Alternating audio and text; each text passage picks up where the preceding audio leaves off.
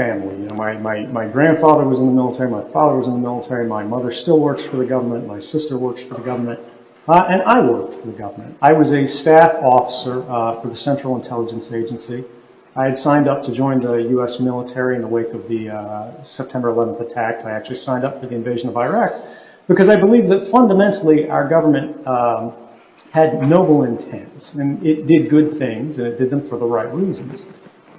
What I was not aware of, and I've grown to become a little more sophisticated in this, is that while the people in government largely are exactly that, they're good people trying to do good things for the right reasons, there is a culture that sort of pervades the upper levels of government, the senior officials, political appointees, that have basically become less accountable to the public that they serve.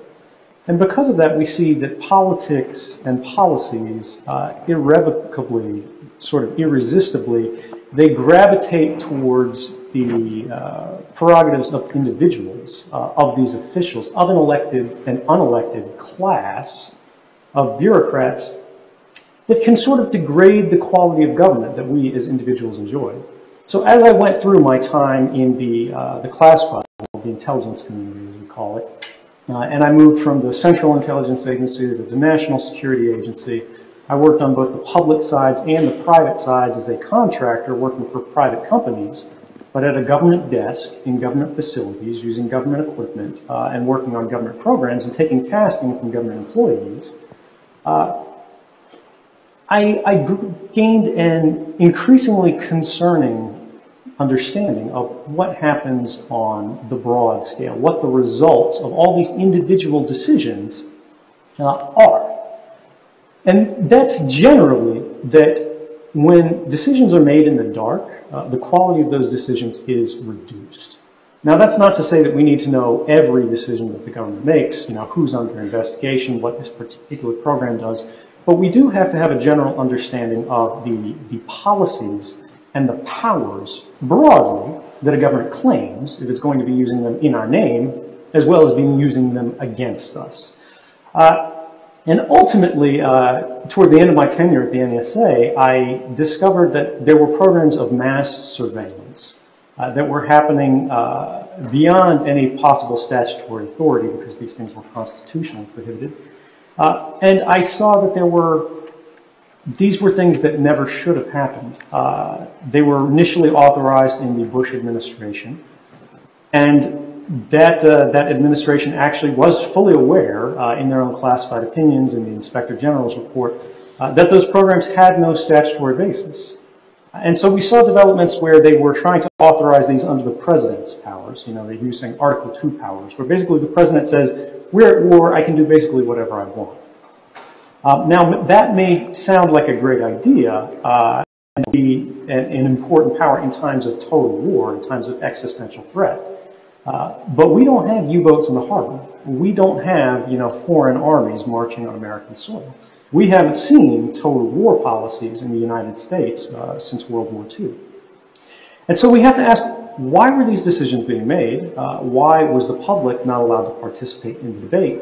And why is it that even within the separate branches of government, officials were not aware of this? Within the executive branch, you know, in the intelligence community, many of my coworkers who also had top secret clearances, high-level accesses, were unaware that these things were going on. The vast majority of Congress had no idea that these programs had been instituted or were being maintained. Even those on the intelligence committees in both the Senate and the House were not fully briefed. Only the Gang of 8, that'd be the chairs, the ranking members, and then the majority and minority leaders for both houses, are briefed on so-called covert action programs and things like that, exceptionally compartmented programs. And the courts have increasingly, in the wake of the post-9/11 period, become reluctant to scrutinize any decisions or programs that were constitutionally questionable, saying that they lacked the expertise or the positioning or what it ultimately boiled down to was the political willingness to confront difficult questions to which there may or may not be right answers once they're right and wrong. So this led me to stand up and say something about it. And I worked with American journalists and American news outlets to make sure that the public had an ability to make decisions about where the lines in these programs should be drawn. Many people are familiar with the story since then. It's still ongoing. The reporting continues. But the ultimate basis are that many people consider the last year's surveillance of unconstitutional activity at the NSA and so on and so forth to be ultimately about surveillance and mass surveillance. And that is a critical issue, and it's the one with which I'm most familiar, and I saw the greatest wrongdoing. However, it's important to be aware that the reality that mass surveillance illustrates is that we have agencies that are working on their own authorities, they're working on their own sort of institutional momentum to implement programs without oversight, creating these things behind closed doors without the awareness of the public, that are actually changing the boundaries of the rights that we enjoy as free people in a free society. We have lost, in many ways, the freedom to associate without judgment in the United States because of the metadata program. That's really an associational tracking program. When we have everyone's call records, we know who everyone's friends are. We know who they contact. We know what they do. We know when they travel. We know where they go. We know how long they're there. There are speech implications to this. There are obviously privacy implications to this. And there is a very strong argument to be made that even if we as a society believed that these powers and authorities would be valuable, that we could not institute them through statute regardless, that they simply would be unconstitutional in any form, absent an amendment. And we see this happening and being upheld even through international laws decisions very recently. 2 or 3 days ago, the United Nations Special Rapporteur on Countering Terrorism and Protecting Human Rights delivered a report that had been in the works for, I believe, several years that found that mass surveillance programs violate the obligations of states that the United States and the United Kingdom and many of our other allies have agreed to under the International Covenant on Civil and Political Rights, the ICCPR. As well as, and this wasn't mentioned specifically, but the very same right that he was highlighting in this report was an obligation we had agreed to under the Universal Declaration of Human Rights, some 50 odd years back. And that's Article 12, and that's that we all have a right to privacy, to be free from unjustified, unreasonable intrusions into our lives. And we have this, of course, under our own Fourth Amendment. So when it came to my story and how I came forward, it was not that I saw a particular program and I had an axe to grind.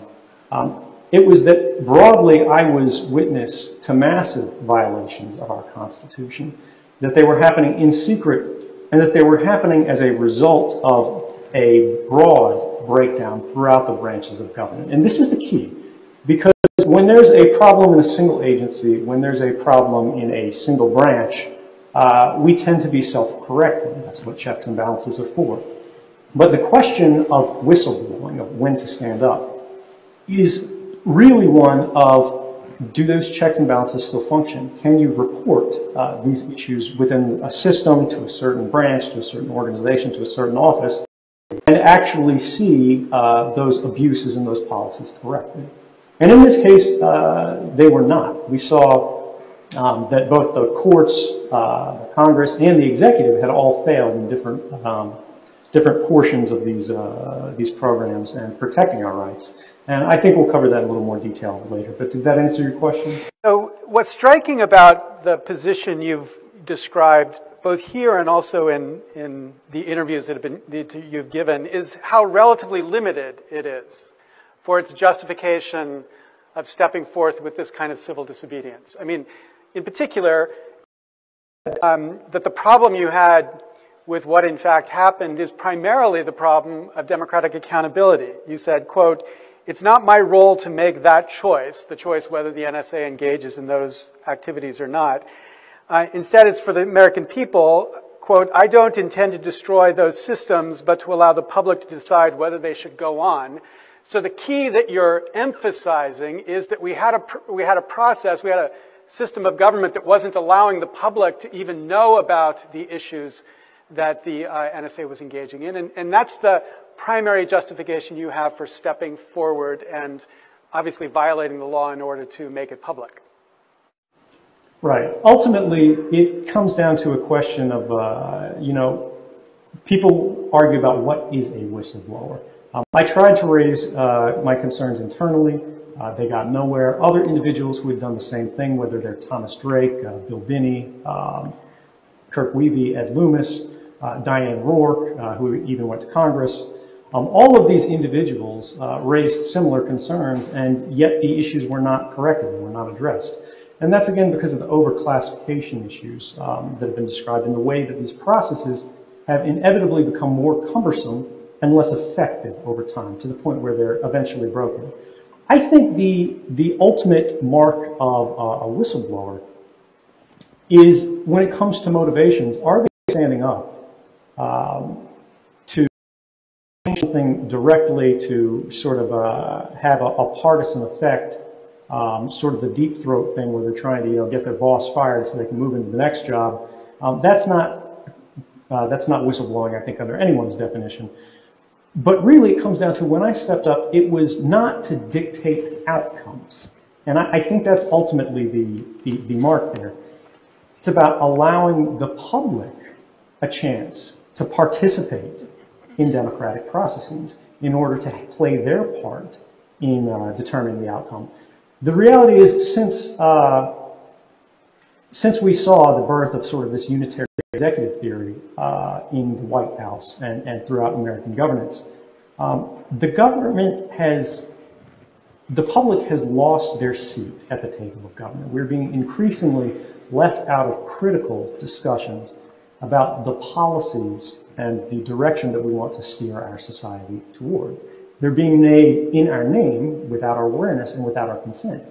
But in a democratic republic, the government draws its legitimacy from the consent of the people. And everybody who's involved in any kind of research knows that, consent is not meaningful if it's not informed. And that's what was lacking. So when I think about the question of, how do you see, how do you find the line, the point of justification by which you can stand up, go to the press, and this is another key distinction, is I didn't publish any of these materials. I've never published a single story on the NSA myself. Because everyone has biases, right? And even though I have an expert understanding of programs, I've worked with them personally, I know the authorities they operate under, how they're used. Again, I had the ability to look at anybody's email that was being ingested under these programs, whether that was intercepted domestically or overseas. I had the authorities to look at both.